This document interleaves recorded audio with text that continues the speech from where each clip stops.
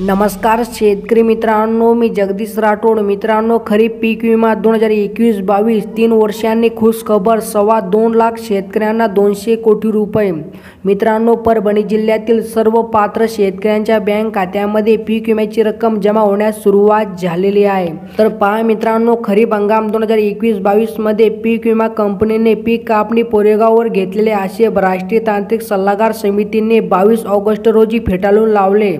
त्यामुळे परभणी जिल्ह्यातील जवळपास 2,15,000 सोयाबीन उत्पादकांना त्यांच्या पिकांच्या नुकसानीपोटी मिळणाऱ्या 200 कोटी रुपयांच्या मोबदल्याचा प्रश्न मार्गी लागला आहे। तर सध्या शेतकऱ्यांच्या खात्यावर या पीक विम्याची रक्कम जमा होत आहे। जिल्ह्यात 6,28,084 शेतकऱ्यांनी खरीप हंगाम 2021-22 या वर्षामध्ये विमा कंपनीकडे शेती पिकांचे विमा उतरवला। या 3,61,931 हेक्टर क्षेत्रावरील पिके संरक्षित केली होती। या वर्षात झालेल्या अतिवृष्टी व पावसाच्या सलग 31 दिवसांच्या खंडामुळे शेतकऱ्यांचे नुकसान झाले। सरसकट शेतकऱ्यांना पीक विमा मिळावा यासाठी शेतकरी चांगलेच आक्रमक झाले होते। तेव्हा संबंधित विमा कंपनीने 4,23,127 शेतकऱ्यांना स्थानिक नैसर्गिक आपत्ती, पीक काढणी पश्चात व ऑनलाईन आणि ऑफलाईन केलेल्या तक्रारीवरून 346 कोटी 67,97,413 रुपयांचा मोबदला अदा केला होता।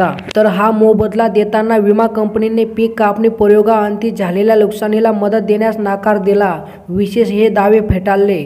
परिणामी जिल्ह्यातील जवळपास 2.5 लाख शेतकरी सोयाबीन पिकांचे नुकसान होऊनही मदतीपासून वंचित राहिले। तर मित्रांनो, शेतकऱ्यांनी याबाबत जिल्हा, राज्य व केंद्राकडे पाठपुरावा केला। या तक्रारीची दखल घेतल्यानंतर केंद्र शासनाच्या कृषी शेतकरी कल्याण विभागाने राष्ट्रीय तांत्रिक सल्लागार समिती स्थापन केली। या समितीने पीक विमा कंपनीने पीक कापणी कोरेगावविषयी घेतलेले आक्षेप फेटाळून लावले, मात्र तरीही मदत देण्यात विलंब झाला।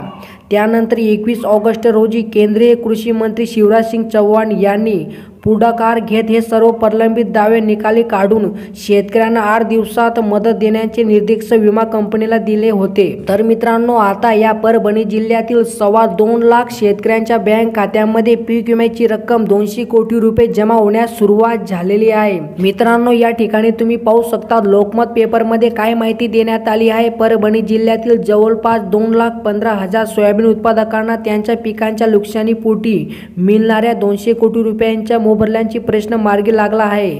सध्या शेतकऱ्यांच्या खात्यावर या पीक विम्याची रक्कम जमा होत आहे। म्हणजे मित्रांनो, या परभणी जिल्ह्यातील 2,15,000 शेतकऱ्यांच्या बँक खात्यामध्ये पीक विम्याची रक्कम जमा होण्यास सुरुवात झालेली आहे। मित्रांनो, जर तुम्ही देखील या परभणी जिल्ह्यातील शेतकरी असाल तर ही आनंदाची बातमी तुमच्यासाठी आहे। मित्रांनो, अशा प्रकारे ही काय छोटीशी अपडेट होती। जर तुम्हाला ही अपडेट आवडली असेल तो नक्कीच चॅनलला सबस्क्राईब करा, व्हिडिओला लाईक करा। चला मित्रांनो, भेटूया नवीन एका व्हिडिओमध्ये। धन्यवाद मित्रांनो।